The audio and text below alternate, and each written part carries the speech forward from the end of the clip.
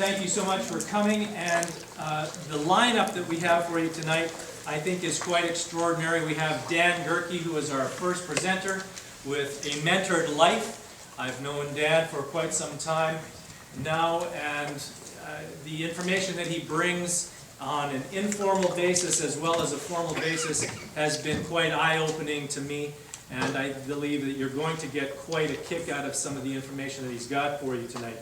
As well, we have Jarek, who is with the REIC. He is one of our sponsors tonight. We're very grateful to him for our refreshments after the fact. He'll be providing some coffee upstairs for our networking event after this presentations are over. We have Lori and Miriam, who are doing the net wealth presentation. We'll be hearing a little bit more from my introduction to them later on, as well as the residences at Fairmont Ridge. Tim Touron cannot be with us tonight, very late cancellation, but he is the owner of the Fairmont Ridge organization and condos, and if you get an opportunity to have a look at the booth, you might want to check it out, because it's a great, fantastic little weekend getaway for $299 to go and hear their 15-20 minute presentation on how to become a fractional owner on a piece of property where there's golfing and skiing and all kinds of wonderful, cool stuff. Only 3 hours away from town.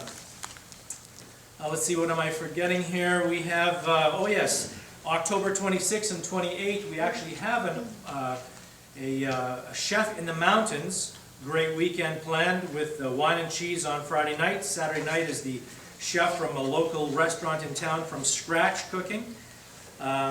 Cooking with the guests. Passes to the hot springs are $2.99.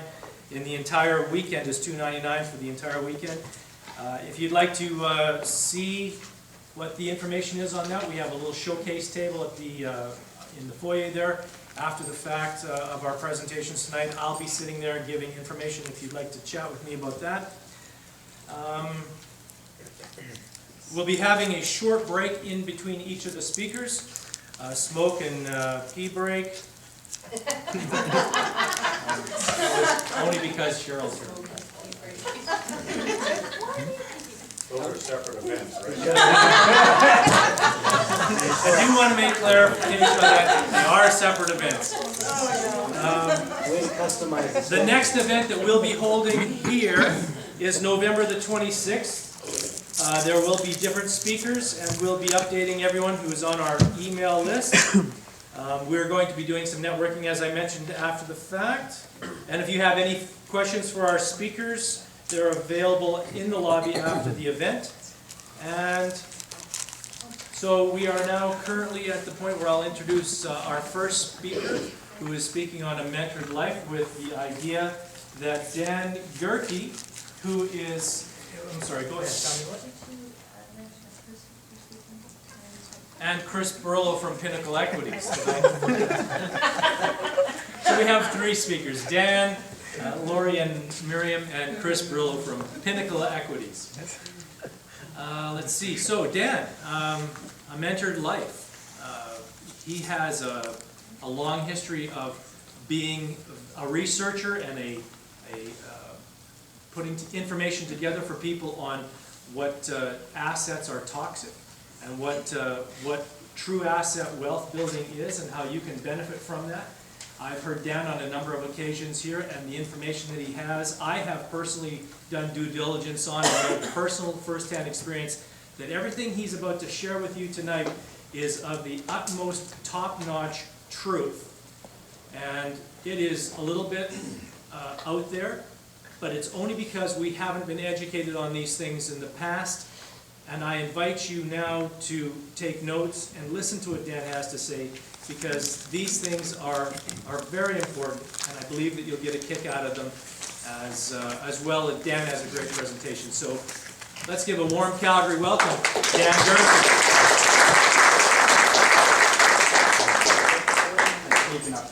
Thanks, Rick. I'll let him go. Good evening, everyone. Thank you very much, Rick, for that introduction. I appreciate all of you coming out on our first snowy day of the year, unfortunately. As Rick mentioned, my name is Dan Gerke. I'm the founder of A Mentored Life. And for a little over 20 years now, I've been an investor and a student of how money works. But it's in the last, I want to say, 3 or 4 years that I've come to the realization that we've all really been lied to about how money actually works. And so now I'm on a bit of a crusade to help as many people as I can to learn some of the principles that I've learned and how to apply them to avoid some of those toxic assets that are out there, and how to build true wealth for themselves and their families. So I know there's a few familiar faces in the room. Some of you know who I am. Many of you may not. And then there's maybe a few of you in the room who are thinking to yourself, I've seen this guy somewhere before, and where do I know him from? So I'll jog your memory a little bit. While that's up there, just a quick disclaimer. What I'm sharing tonight, I'm not a financial planner. I'm not an insurance salesman, a mutual fund salesman. So please do your own due diligence on everything. I want to share the information, but I want you to be informed for yourself. And that's essentially what that's saying. We had some technical difficulties, so I just have to flip out of this presentation to get the video to show. Bear with me. Here we go. That's quiet out there, isn't it? Yeah, sure is. Where's our Cardell guy? Your battery's low. From Calgary, Alberta. Do you think there's a chance in hell I would give you that valuation? I can't believe you had the sheer balls to come out Here, let me back that up for you. I think you got sound now. You guys hear out there at all? Yeah.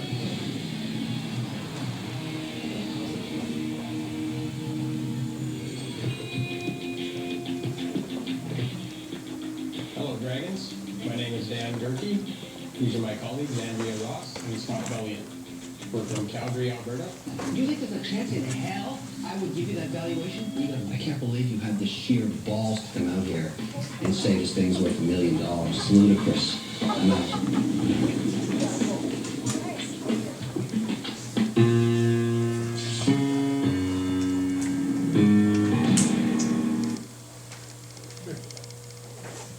There you have it. Did it get warm in here, or is it just me? Anybody else feeling a little uncomfortable right now? The reason I play that video at the start of my presentations is actually just a reminder to myself that if I could stand up there and do that, this is a piece of cake. But in all seriousness, that event, that opportunity for me was one of those chances that unfortunately I wasn't well prepared for. And the opportunity came and went, and I didn't make the best of it. So it's a reminder to me. Well, now we lost everything. Wow. You guys on the job, so that's good. It's a reminder to me to make the best of all my opportunities. And so tonight I'm going to share with you what I feel is one of the greatest opportunities we'll ever see in our lifetimes. And it's only the people that are prepared that are going to actually benefit from this opportunity. Are we almost there? So what we're going to talk about tonight actually is Kevin O'Leary from the Dragon Den. His favorite subject. And you know, you might have seen him sitting there doing this and saying, money. And unfortunately, what most of us know as money isn't really what I've found out money is. And in a lot of cases, what we think is money turns out to be toxic paper assets. Please hold. Let me start straight from scratch. There we go. All right, so if we go back far enough in time, before money existed, we conducted trade on a barter system. I'd take my goat and I'd go and find somebody that had potatoes willing to trade. And hopefully they wanted a goat for their potatoes. If not, then I was out of luck, or I had to go find somebody with chickens, which is what he wanted in the first place. And it was a very cumbersome system. So then we evolved and we started using different forms of money. We started using shells and beads and grains and salt and all kinds of different things as money. And eventually it progressed to where we were using precious metals because they had intrinsic value. They could be minted into standard denominations. And that was a very stable system for us to use. The challenge with using gold, primarily as money, was packing around a big bag of gold was heavy and cumbersome. So the first banks of our time were actually the goldsmiths.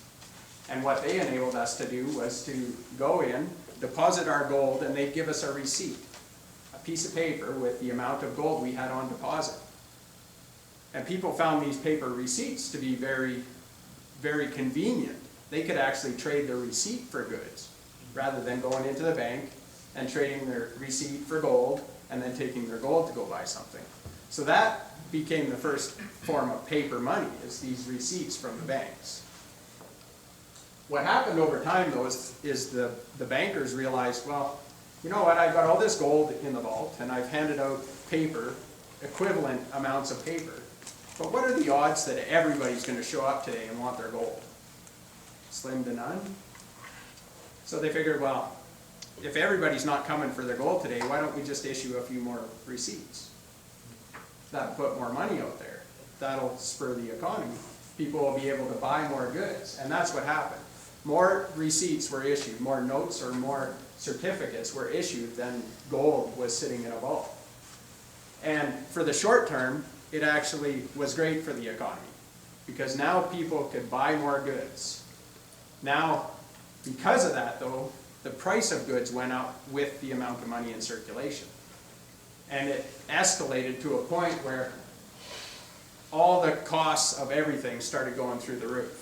And we know that as inflation. And inflation isn't really just that the cost of goods go up because demand increases. It's because the value of the money buying those goods decreases.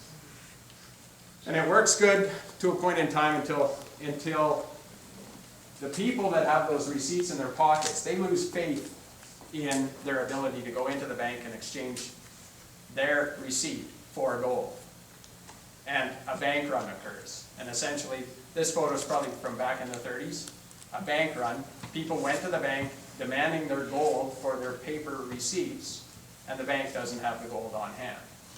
They've issued more paper than they have gold. The bank collapses, and people are left without anything in return. And that's the system that has existed over the centuries, and it has repeated over and over. And we're in a similar situation now. And tonight I'm going to share with you why I think a lot of the paper assets that are out there are toxic, and then what we can do about it. Where the rays of hope are in the doom and gloom. So I'm sure most of you have gone to the grocery store and noticed that your dollars don't go quite as far as they used to.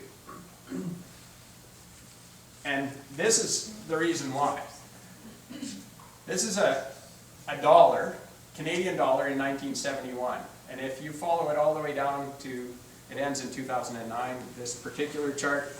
But basically a dollar today will get you about 8 cents worth in 1971 dollars. Our dollar has been devalued by this, which is the currency in circulation. In simple terms, your money just doesn't go as far as it used to.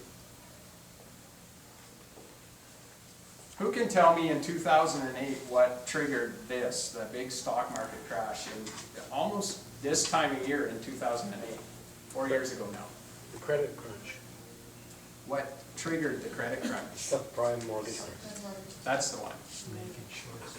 So, the subprime mortgage issue down in the States. Essentially, the housing industry there was built on false fundamentals. People were getting loans that shouldn't have had loans in the first place. If you could fog a mirror, you could get a mortgage. And this house of cards escalated to the point where subprime mortgages, which have a low teaser rate, introductory rate, for a short period of time, and then they reset to adjust to a new rate. Well, when those mortgages all reset, that's when the foreclosures started happening. And once that happened, those toxic paper assets caused the financial crisis that we've all been feeling for 4 years. This is a long quote. Tell me at the back if you can read that, or if you prefer I read it out to you. You can see it okay? Yep. And it's from 1924, but I think it's still pretty applicable today. Things haven't changed much, unfortunately. The bank system that's in place that allowed those subprime mortgages was because the banks knew that they could make bigger profits by lending more money. That's how banks make money.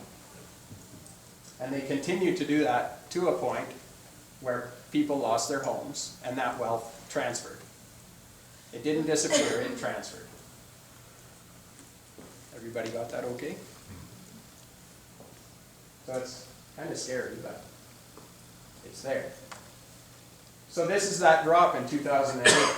And if we know that that was triggered by a subprime housing crisis, what might happen today if we had a similar situation? If there were more foreclosures on the books? If there were more similar style mortgages to the subprime mortgages that are all resetting right now? Do you think the markets would react in a similar fashion? Any guesses? Be a tsunami. This big green section here, this is a chart from the IMF on mortgage products that are out there. So that section over there, that's the subprime mortgages that all reset in 2007, 2008. This is fairly light, you can't see it very good, but that's another segment of similar type mortgages that are all resetting. They started resetting in 2011. So if we know what happened in 2008 because of stuff that started resetting in 2007, what's going to happen now? And that's the first primary indicator that there's toxic assets out there, and maybe paper assets aren't your best place to be. Now to my knowledge, there's been 3 presidents in the US that spoke out about the banking system, and there's 3 presidents that have been assassinated.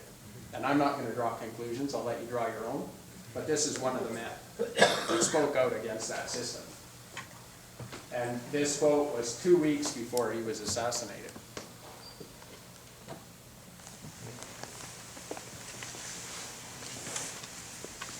How many people here know the name Rothschild? Is that familiar to anybody? That family is fairly prominent in the banking world. And this is an old quote from the senior Rothschild. Basically, he's saying that give him control of the money, it doesn't matter what the laws are, he can do what he likes. And unfortunately, I think that's played out. The second factor I'm going to talk about is debt. Now, we're all familiar with debt. I'm sure to some degree we've all had some or still carry some. The thing that's different this time around from previous similar eras, the United States is currently the reserve currency on the planet. Basically what that means is that the money that's used for all international trade, the currency that all other currencies are measured against is the US dollar. And it's been in place for almost a century now, since the end of the Second World War. The difference from when, from when all these other currencies were the reserve currency, is that this time around the US currency is a fiat currency. Basically what that means is it's no longer backed by gold. It doesn't have any ties to gold anymore. As of 1971, when Nixon, with the stroke of his pen, turned the US dollar and effectively the rest of the world into a fiat currency. Now, fiat currency is backed by nothing. It's a paper-based system. It essentially means that that money is backed by the promise of the citizens of the nation to repay the debt. So that means me and that means you to pay back the debt on the dollar. So since 1971, they've been unhinged from gold. And that's allowed them to print money at will, which they've done. These have gone into hyperinflation throughout history. There's thousands of examples. And the one thing they all have in common is they all fail at some point. Generally within about 40 years. And 71 to now is just over 40 years, so we're getting due. I like this picture. Those aren't blocks of wood or bricks that the kids are playing with. Those are stacks of bills from Weimar, Germany. And this one from Zimbabwe, $100 trillion. They went into hyperinflation in 2000 to 2008, and they're still working out what they're going to do. They're using different currencies currently. But I like this down here. No Zimbabwe dollars in the toilet. They're worth that much, they'll use them as toilet paper. And that's the situation that potentially, if the US keeps printing money like it has been, could happen there as well. And they've been printing money. Now this chart shows you how much they've been printing. It took 84 years for them to put $825 billion in circulation. Now, base money is the actual paper or coins that are out there, not the zeros on a computer screen, but actual physical dollars in circulation. And then when that crisis hit, they started printing like crazy. And they more than doubled it in 2 years, and they've almost quadrupled it now, the amount of money in circulation. And yet, a lot of that money is still sitting in bank vaults. It hasn't gotten out into circulation where the public is using it. And it's when that happens that we get into inflation and potentially hyperinflation. How many know that the Federal Reserve isn't actually federal? It's no more federal than Federal Express, actually. It's not federal, it doesn't have reserves, and it's not a bank. It's privately owned. And it's been in place since 1913. It's the central bank of the US. Now we talked about trillions, or back on that screen it was trillions of dollars in circulation. And I don't know what your thoughts are on a trillion, but I can't really wrap my head around what a trillion actually is. So this image does a great job of demonstrating it. So this first little stack of bills is $1 million in $100 bills. And to be honest, I was a little underwhelmed by it. I thought it'd be a bigger pile of money than it is, but it's still a lot of money. 100 million is a single pallet, $1 billion is 10 pallets. This football field sized area is double stacks of $100 bill pallets. That's $1 trillion.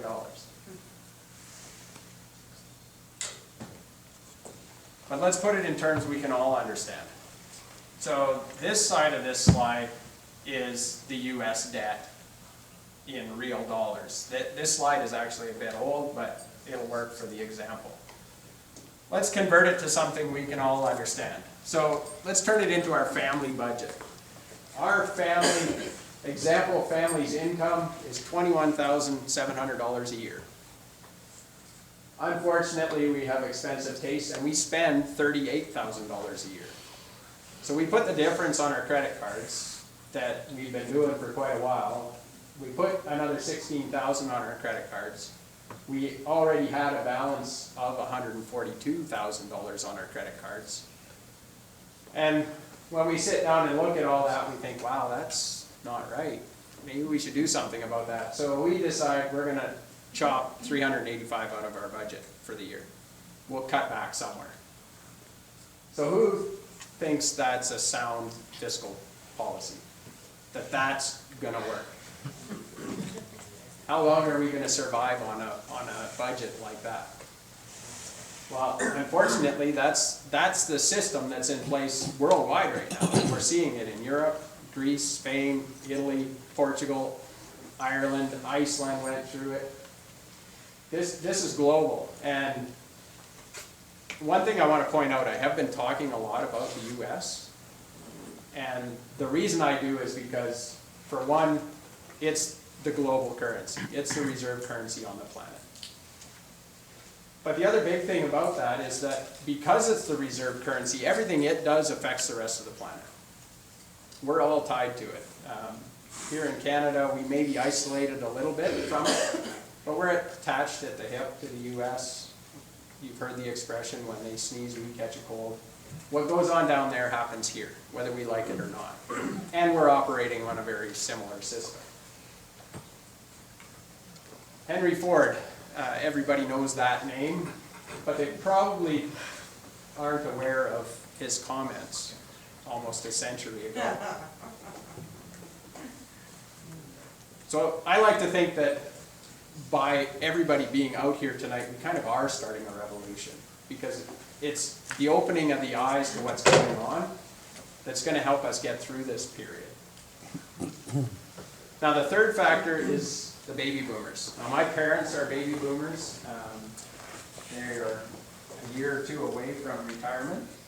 And for the baby boomers that may be in the room, or any of you that know them, what have the baby boomers been doing for 50 years? Spending money, yeah. They've been working, they've been spending, they've been saving. And they've been this huge demographic that has moved industry all through their lives. And now what are they doing? They're retiring. And what are they going to retire on? Selling their assets. Selling their assets. If they Some have. of them will. A lot of them have been saving in the stock markets, in GICs, in bank products. And now they're going to start to retire, and they need that money to live on.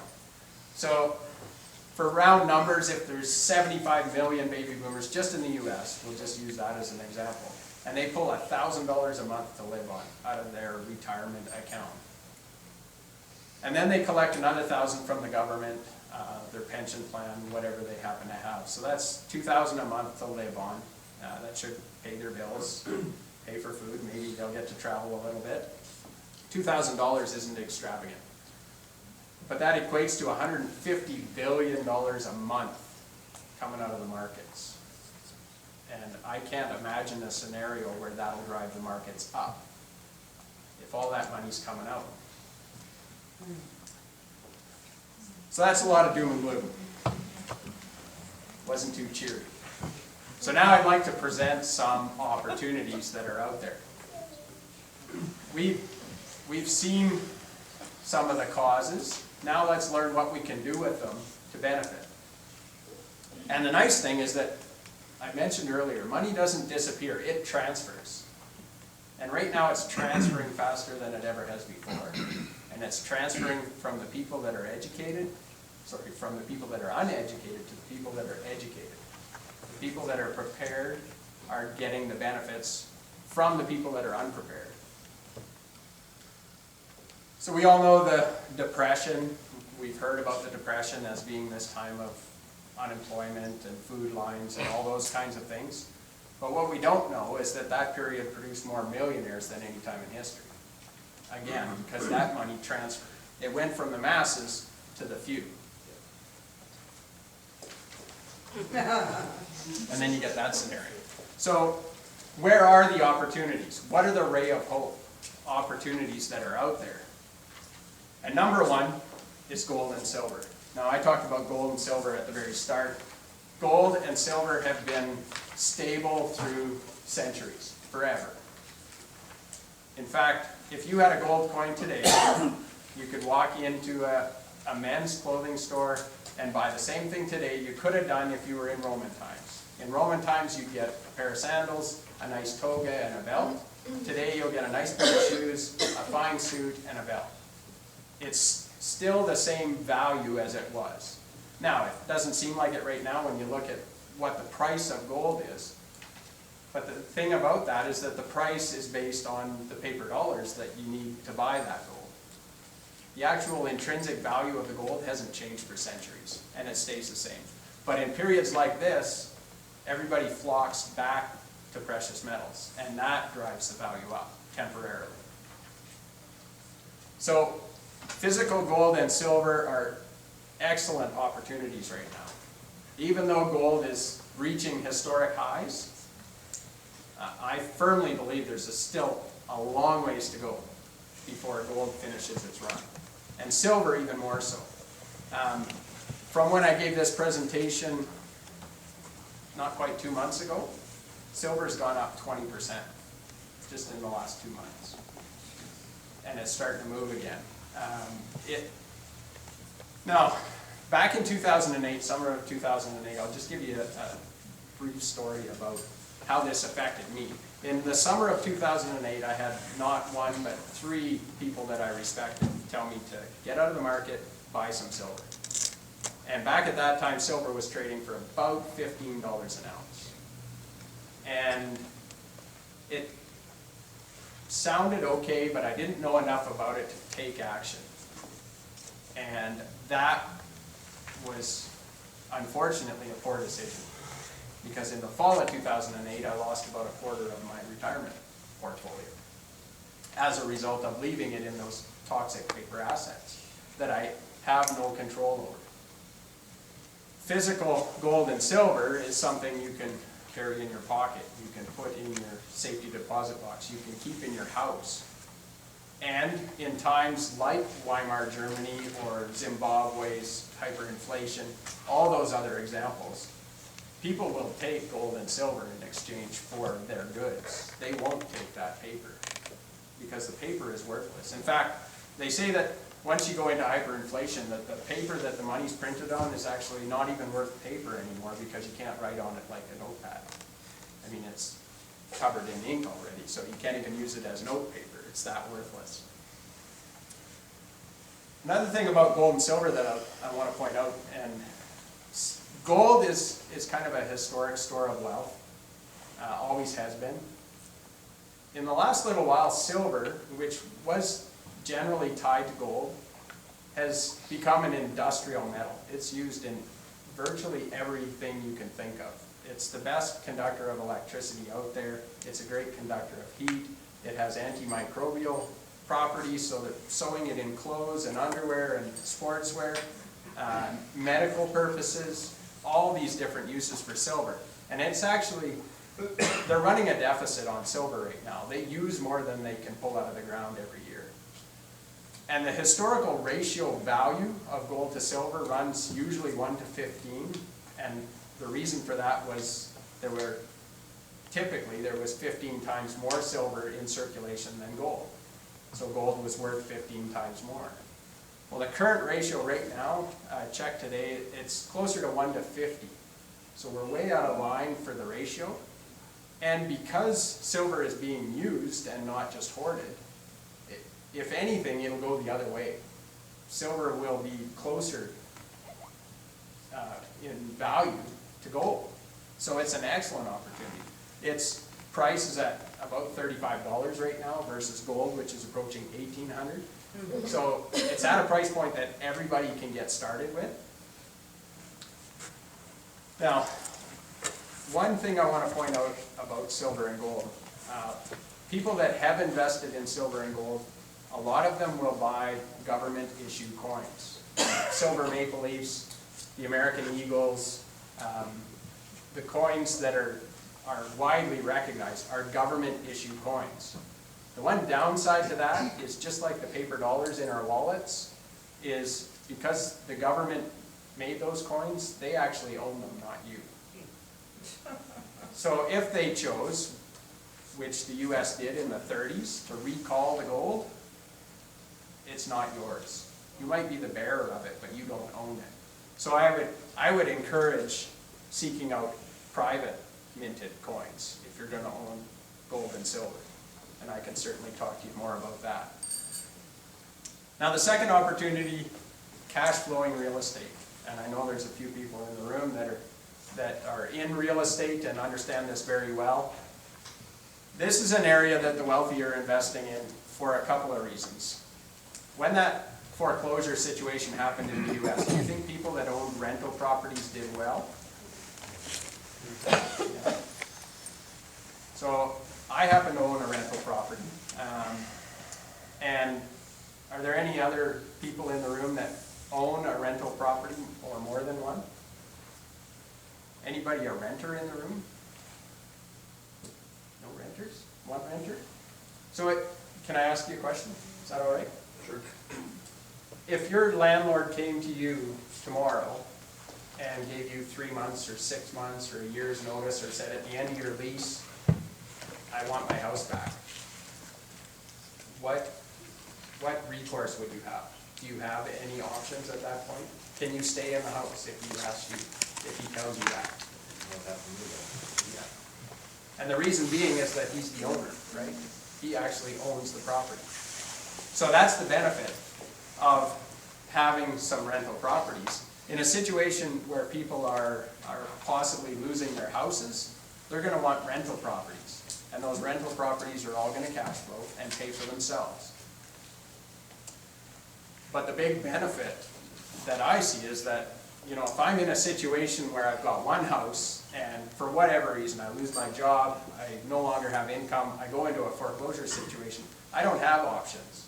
If I've got one other property or maybe a few properties, at least then I've got an option. I still have a place to go. So one of my mentors when I first got into real estate said his biggest lesson, his biggest aha was that his father-in-law was retiring and needed to sell his house so he could live. He couldn't afford, he had a house, but he couldn't afford to buy food or anything else. So he had to sell his house so that he had money. And he told his son-in-law, he said, you know what, if I'd only ever bought one other house in my lifetime, I wouldn't be in this situation. I could sell that second house and still live in my own.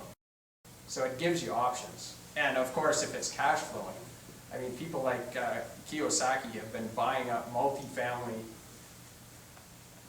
rental properties for years because they see that's where things are going. Real estate does typically hold its value. I mean, it moves in cycles like everything else. Everything moves in cycles. But real estate over the long term does very well. Now the third opportunity is other hard assets, and primarily colored diamonds. And this one's a favorite of mine actually, and it's one I didn't know anything about less than a year and a half ago. And I've done a ton of due diligence on it. Do you guys happen to know if the monarchy, the Queen in England, if they were overthrown for whatever reason, do you realize that there's a law in the books in the UK that says they can leave with what they can carry? What do you suppose they might carry? The crown jewels. Yeah. There's a good reason they put all those gems in their fancy hats. Yeah, so colored diamonds have been a store of wealth for centuries, especially in the last 25 years though. They've really become more common and popular. They were an anomaly prior to that. And there's one thing about them, and for those of you taking notes, here's something to write down. I'm going to give you the dates that the values of colored stones have gone down. Are you ready? Are you ready? There are none. They've actually, in the 25 to 30 years that they've been tracked, colored diamonds have never gone down in value. And they're poised to go up more than ever before right now, for one reason in particular, and it's supply and demand. There's one mine in the world that produces almost all of the pink and the champagne diamonds, and it's closing in a few years because they've mined it out. So those are some excellent ray of hope opportunities. But what I'd like to propose to all of you is that the even bigger opportunity is, now that you have the information, do something with it. Don't be like me in 2008 and hear the advice from trusted advisors and then do nothing with it. As you'll notice on your handouts, I would be more than happy to meet with every one of you, sit down for a no cost, no obligation consultation and dig into this a little bit further. So that's my invitation to you. Take the opportunity, take some action, get some more information so that you're informed, do your own due diligence, and do what's right for you, but do something. Please don't stick your head in the sand, because this information is important. I believe everybody should hear it. And I believe everybody, once they hear it, will want to know more and want to do something about it. So essentially, that's the end of my presentation. If anybody has any questions, I will be out in the lobby later. And by all means, come and find me. And otherwise, if you'd like to book a time to meet with me, you can see my wife at the table outside, and we'll set something up. Thank you very much.